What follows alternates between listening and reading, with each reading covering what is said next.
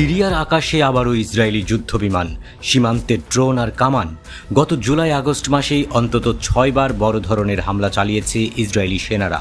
Drone, বিমান হামলা থেকে শুরু করে স্থল অভিযানে ক্ষতবিক্ষত হচ্ছে সিরিয়ার রাজধানী দামেস্কের উপকণ্ঠ, সামরিক ঘাঁটি আর অস্ত্রাগার।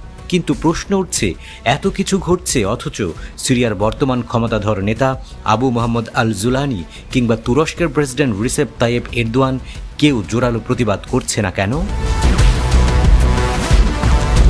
বাশার আল আসাদ সরকারের পতনের পর সিরিয়ার অন্তর্বর্তী সরকারের সবচেয়ে বড় প্রভাবশালী মুখ হয়ে ওঠেন আল জুলানি।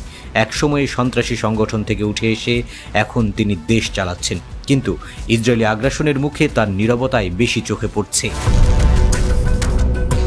ওয়াল স্ট্রিট জার্নালের তথ্য অনুযায়ী 2024 সালের ডিসেম্বর থেকে ইসরায়েল প্রায় 400টিরও বেশি হামলা চালিয়েছে সিরিয়ায়। আল জাজিরা বলছে এর মধ্যে অন্তত 400 স্থল অভিযানও রয়েছে। সর্বশেষ 27 আগস্ট দামেস্কের দক্ষিণে আল কিসওয়া এলাকায় সাবেক বিমান প্রতিরক্ষা ঘাঁটিতে ভয়াবহ হামলা হয়। কিন্তু জোলানির সরকার প্রকাশ্যে তেমন কোনো প্রতিক্রিয়া দেখায়নি, বরং খবর এসেছে তুরস্ক ও যুক্তরাষ্ট্রের মধ্যস্থতায় তার দলের সঙ্গে ইসরায়েলি প্রতিনিধিদের গোপন বৈঠকও হয়েছে। কিন্তু সেসব বৈঠকেও ইসরায়েলি হামলা নিয়ে কোনো কড়া আপত্তি জানানো হয়নি। অন্যদিকে তুরস্কের অবস্থান প্রশ্নের মুখে গাজায় ইসরায়েলি অভিযানের বিরুদ্ধে এরদোয়ান সরকার সংসদে দাঁড়িয়ে গণহত্যা বলে তীব্র সমালোচনা করেছেন। কিন্তু সিরিয়ার মাটিতে ইসরায়েলি আক্রমণ প্রসঙ্গে শুধু পররাষ্ট্র মন্ত্রণালয়ের নরম সুরের বিবৃতিই দেখা গেছে। বিশ্লেষকরা বলছেন, তুরস্ক মূলত কূটনৈতিক কৌশল নিয়েই ব্যস্ত। একদিকে ফিলিস্তিনের পক্ষে অবস্থান দেখিয়ে জনপ্রিয়তা অর্জন, অন্যদিকে ইসরায়েলের সঙ্গে সম্পর্ক পুরোপুরি না ভাঙা। কারণ আড়ালে মার্কিন মধ্যস্থতায় তুরস্কও চাইছে ইসরায়েলি হুমকি নিয়ন্ত্রণে রাখতে। ইসরায়েল দাবি করে এসব হামলা ইরানি প্রভাব ঠেকানোর জন্য।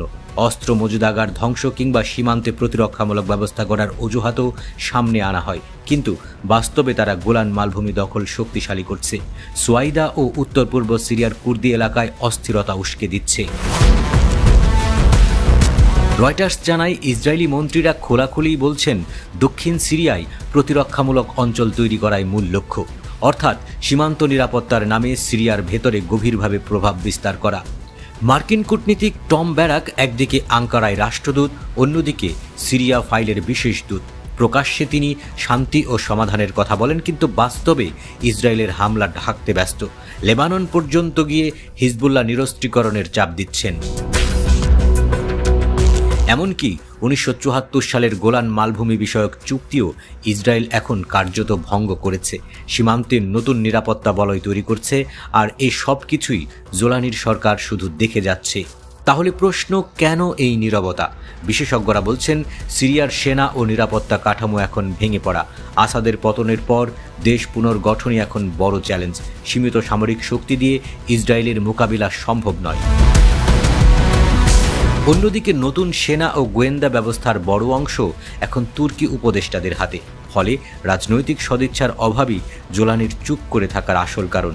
ফলে বোঝা যাচ্ছে, তুরস্ক ও জোলানি দুজনেই ইসরায়েলি হামলার মুখে কঠোর অবস্থান নিচ্ছেন না।